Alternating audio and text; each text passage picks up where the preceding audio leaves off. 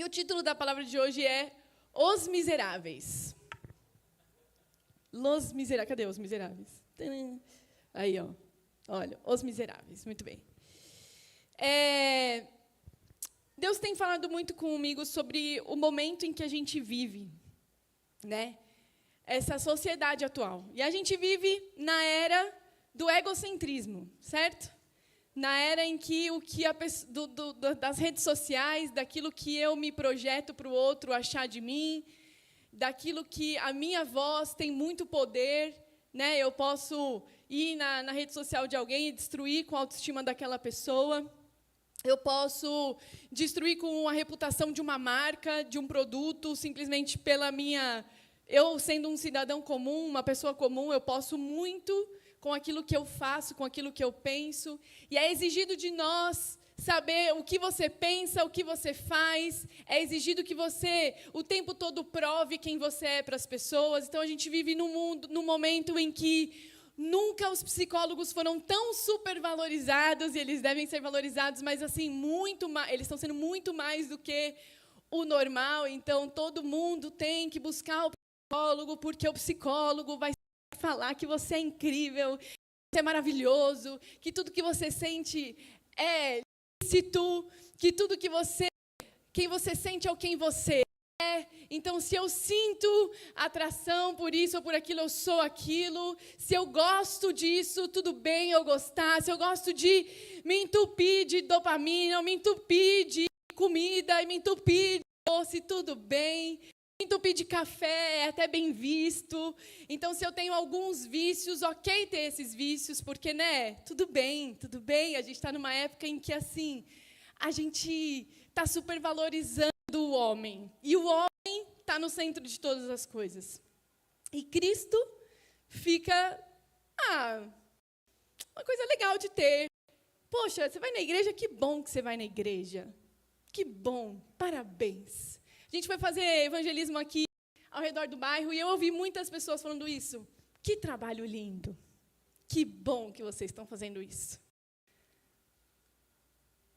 Sem mudança de vida. Sem entender que Cristo que eu estou pregando vai receber a melhor notícia da vida deles. Que bom. É bem visto estar na igreja. É bem visto. Poxa, quantas pessoas falam que são cristãos. Então, a gente vive na época em que a gente tem normalizado alguns pecados. E, na verdade, a gente não gosta muito de falar a palavra pecado. Porque, assim, não é pecado, sabe? E a gente usa pecado para coisas banais. Hoje eu vou cometer um pecado. Vou comer esse pudim da tia Hilda. Como se isso fosse um pecado. E a gente pega a palavra pecado, que tem um significado profundo e transformador, e a gente banaliza a palavra pecado. Olha que ponto chegamos, João. Fizeram uma música, um pagode, em 2025, foi isso que o João falou, para quem não ouviu. Então, a gente chega nesse ponto, justamente onde vira música, onde pecado é simplesmente um conceito. Vem aqui comigo. É um sabor pecado. Não é pecado. Aí só os jovens vão entender. Eu tenho 37, mas eu estou com os jovens, para parecer jovem. Então, a gente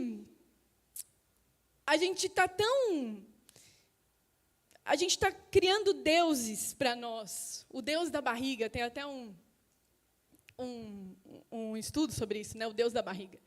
E a gente está criando tanto o Deus da barriga, e servindo tanto a esse Deus da barriga, e aí a gente sonha com as coisas do Deus da barriga, e aí a gente deseja as coisas do Deus da barriga, que aí a gente normaliza o nosso pecado, e eu não sou tão má assim, mas o outro é péssimo.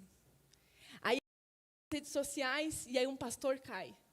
Aí a gente fala, nossa, mas essa igreja expôs o pastor. Mas o que é isso? Não, essa igreja, esse pastor, pelo amor de Deus. E aí a gente vai e acaba com o pastor. Aí a gente acaba com toda a igreja. Não só com o cara que ficou, com todo mundo. Tudo isso é uma grande porcaria. Esse movimento aqui, Dunamis, horrível. Não sei o que, péssimo. Péssima. Aí a gente vai. Tá. E a gente vai julgando o outro. Julga o que o outro fala, julga o que o outro faz, julga o que o outro veste, julga o que o outro, como ele se posiciona, julga porque eu tô safe, eu tô tranquilo, eu sou boa, eu venho para a igreja, eu faço terapia, estou com a terapia em dia, check. Venho para a igreja, check. Não mato ninguém, check. Não me drogo, check.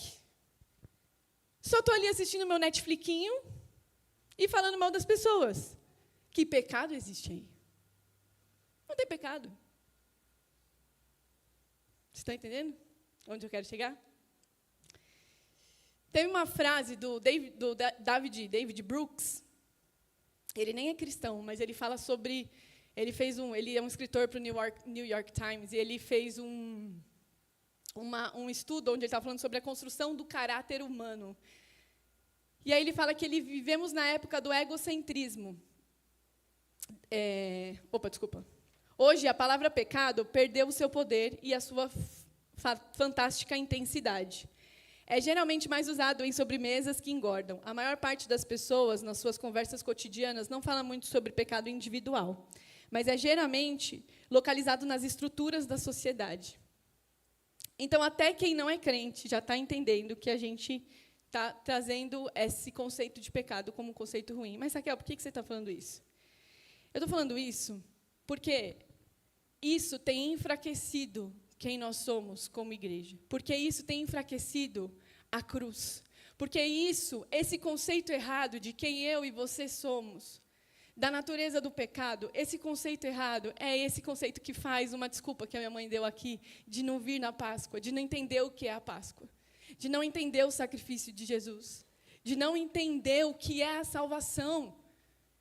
Então, porque nós temos um conceito errado de nós mesmos, eu não consigo entender o que é a graça.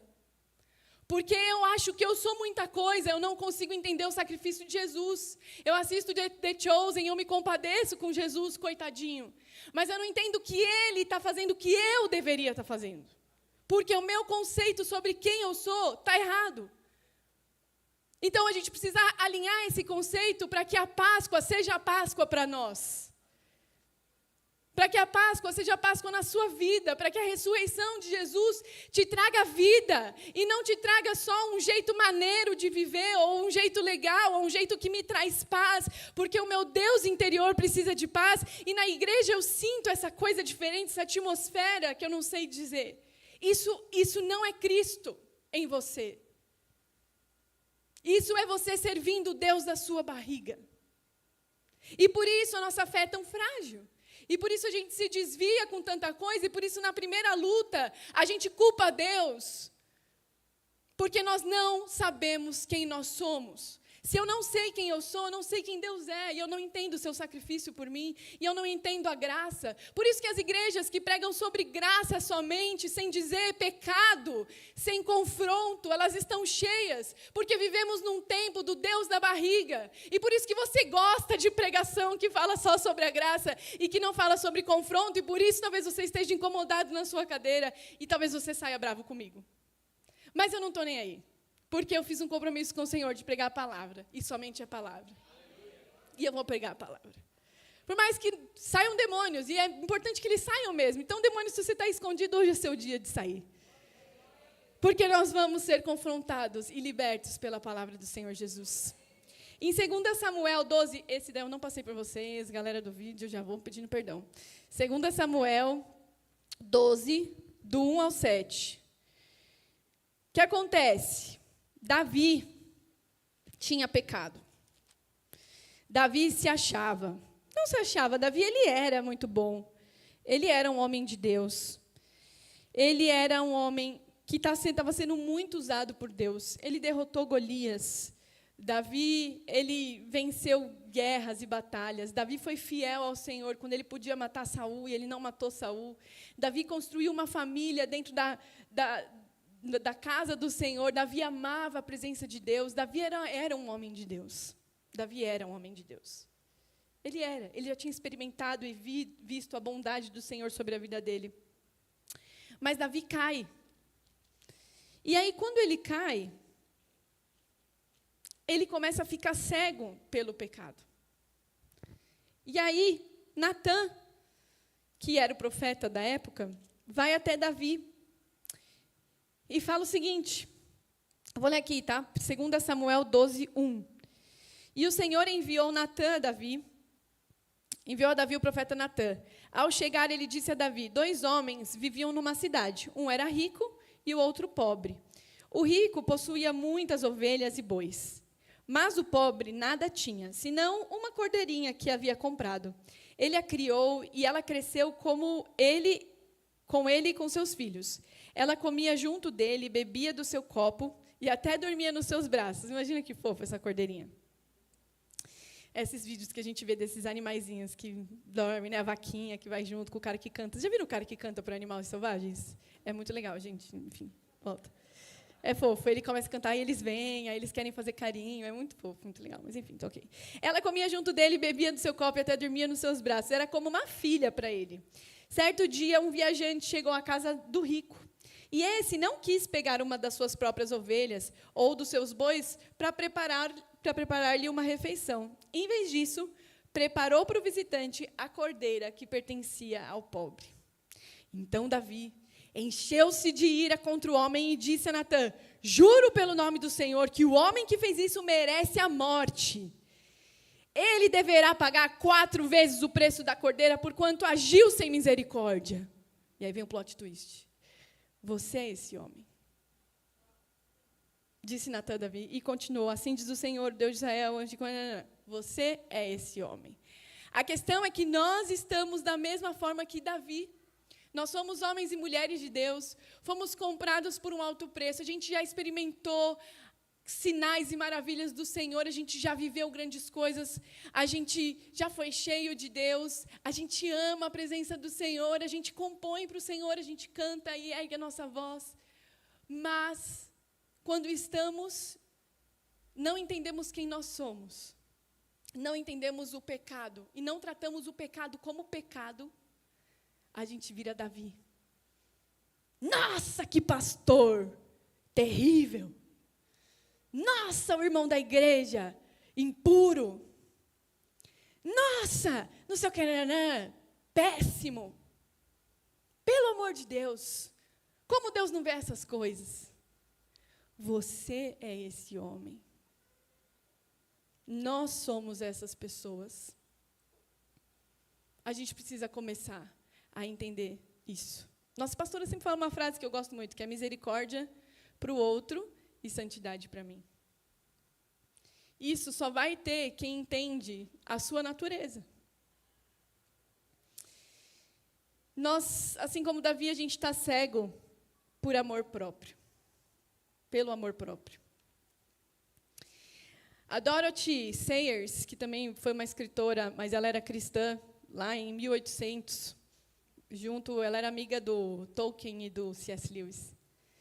Ela fala assim, se os homens não compreenderem o significado do julgamento, eles nunca compreenderão o significado da graça. Se a gente não entende o significado do que é ser julgado, do que é merecer a pena, a gente não entende o significado da graça. E isso foi o que aconteceu com Davi nesse momento.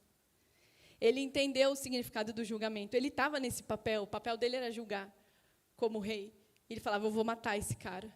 E aí, quando Natã fala para ele, esse cara é você, na hora, imediatamente ele fala, putz, eu preciso da graça. Somente a graça. Eu preciso de perdão. Eu sou culpado. Eu sou culpado. A culpa é minha. A Cacau está numa fase agora que ela fica assim, quando ela faz uma coisa de errada. A culpa é toda minha. Eu falo, é mesmo? Mas está tudo bem? Você já pediu desculpa? Já. Então, ela entendeu o que é culpa. E que a gente seja mais como a Cacau. A culpa é toda minha. Sim, a culpa é toda sua. Se eu acho que eu sou bom o suficiente, que eu faço as coisas certinhas, que eu estou preenchendo o meu checklist, eu reduzo e diminuo a Jesus a um mártir.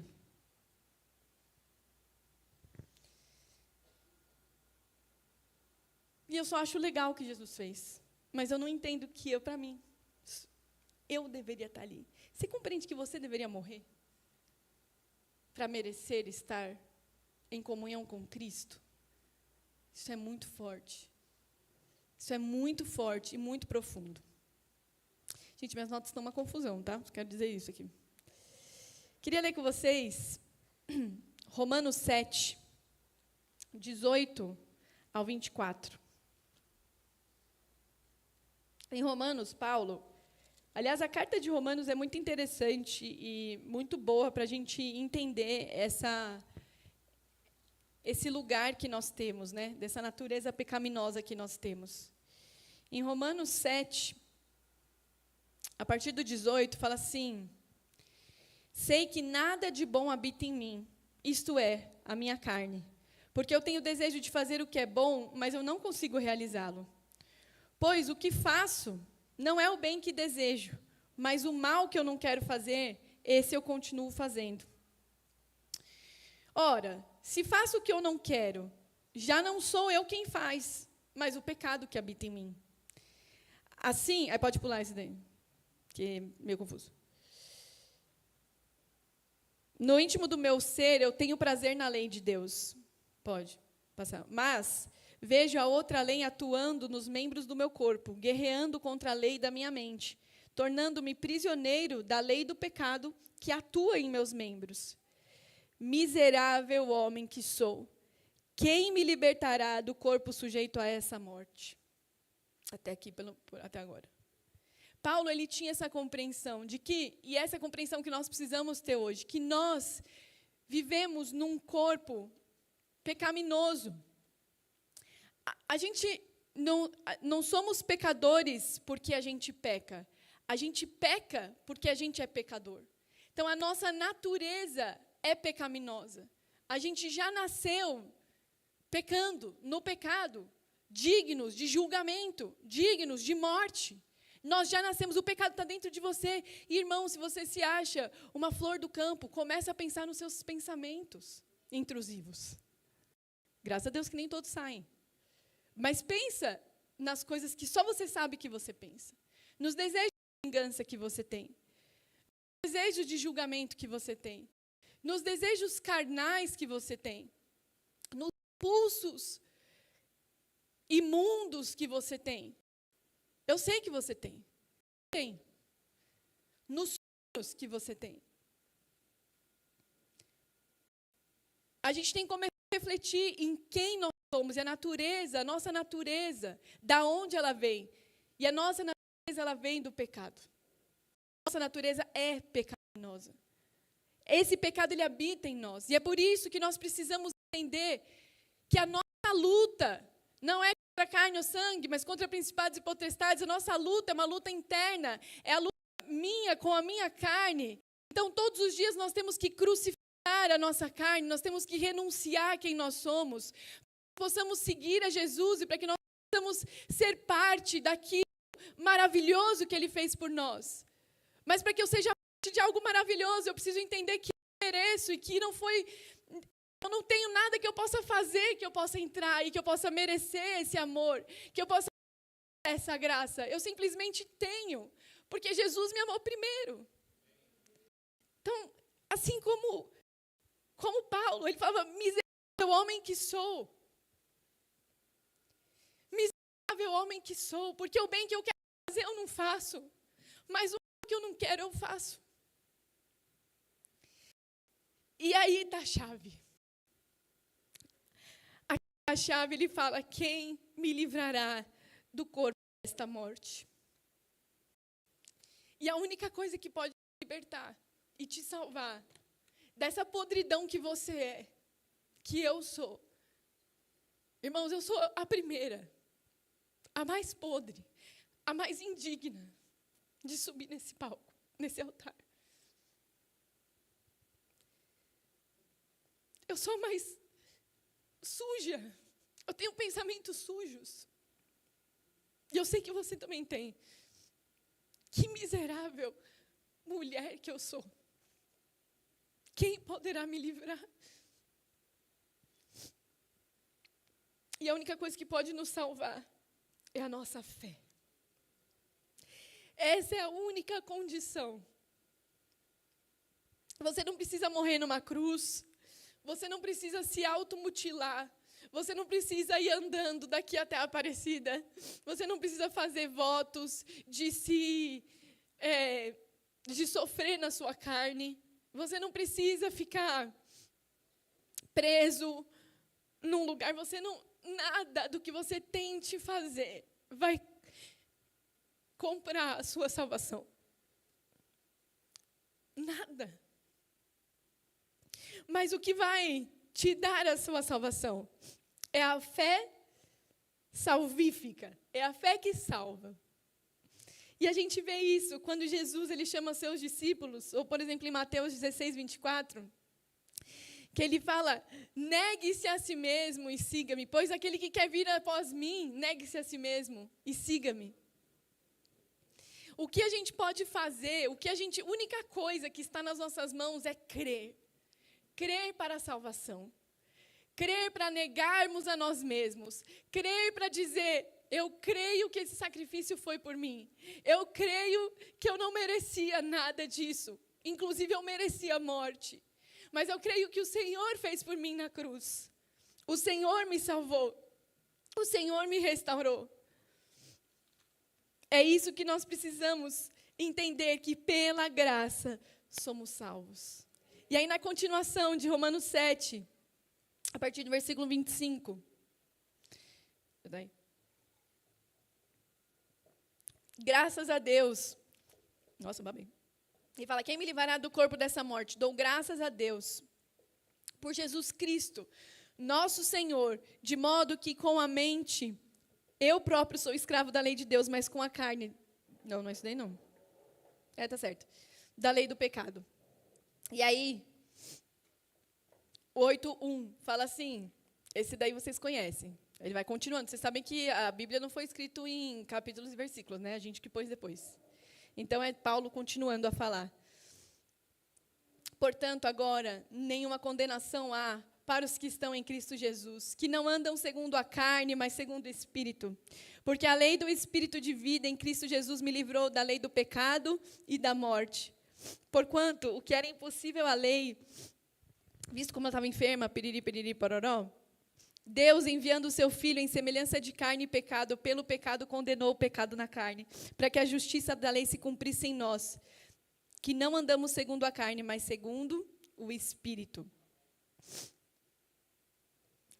Então, gente, o que nos leva à salvação, o que nos leva ao Senhor, o que nos leva a compreender a Páscoa, é a nossa fé em Cristo Jesus.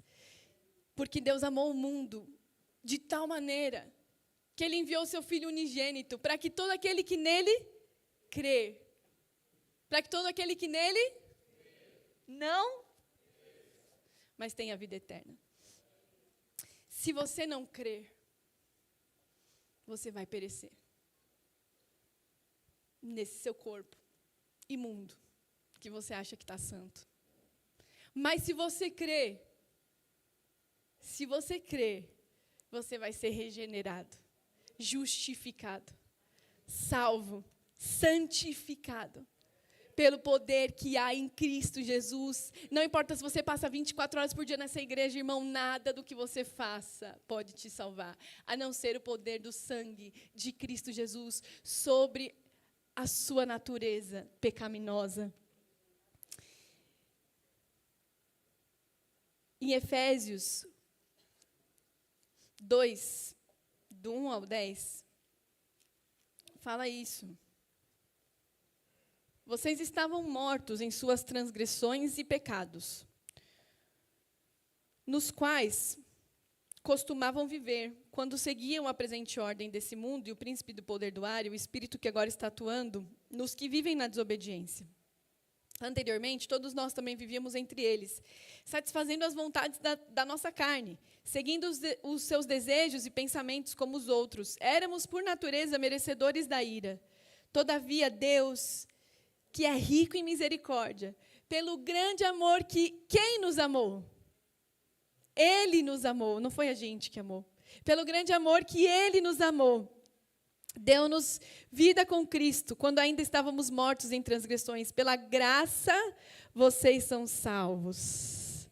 Deus nos ressuscitou com Cristo e com Ele nos fez assentar nas regiões celestiais em Cristo Jesus, para mostrar nas eras que hão de vir a incomparável riqueza da sua graça, demonstrada em sua bondade para conosco em Cristo Jesus.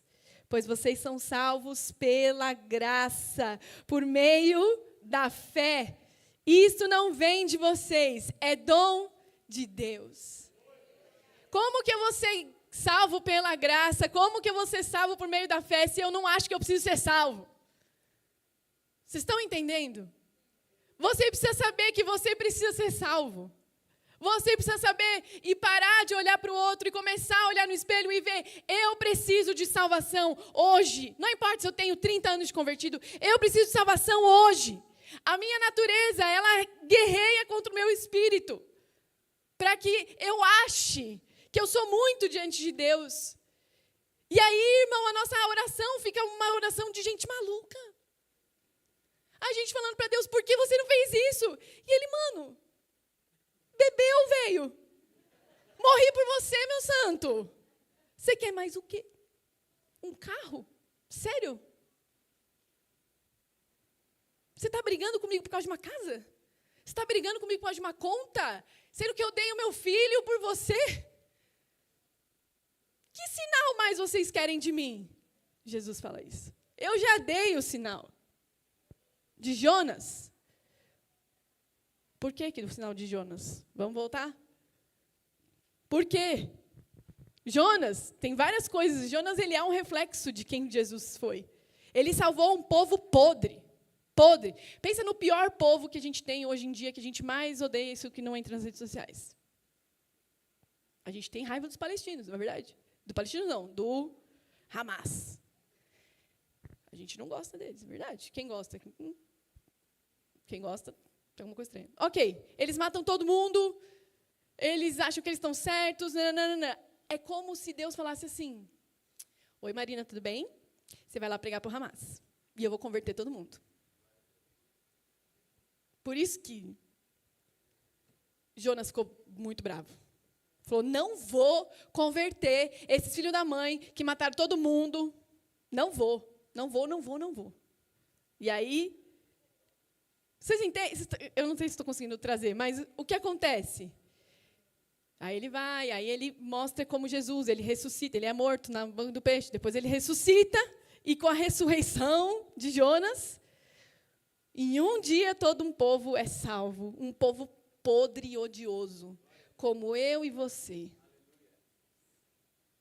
Imerecedores da graça do Senhor, imerecedores do perdão do Senhor. E Jesus veio para salvar todo mundo. Jesus veio para salvar eu e você, os piores, os doentes.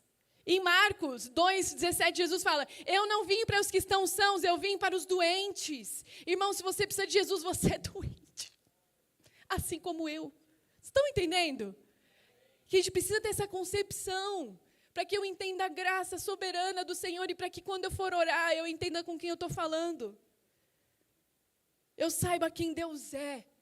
Eu entenda que não é uma coisa legal de ter, não é só uma religião, não é uma religião, é Cristo vivo, encarnado, vivo em nós pelo sangue, pela carne que nós compartilhamos na ceia, vivo em mim e você, pelo Espírito dele que ele fez habitar em nós, vivo. Esse Cristo vivo, ele mora em nós, porque nós precisamos dele. Vocês estão entendendo, gente? Eu acho que eu estou falando tudo errado. Então, tá bom. Tá claro? Não tá bom, gente. Então, é o seguinte. Uma vez que nós sabemos quem nós somos, miseráveis. Uma vez que nós entendemos que Cristo, naquela cruz, morreu no meu lugar. Para onde eu irei? Se eu não tenho Jesus, a minha vida não serve de nada. E aí é por isso que eu não gosto daquela música, só um ponto. Quem sabe o que eu estou falando.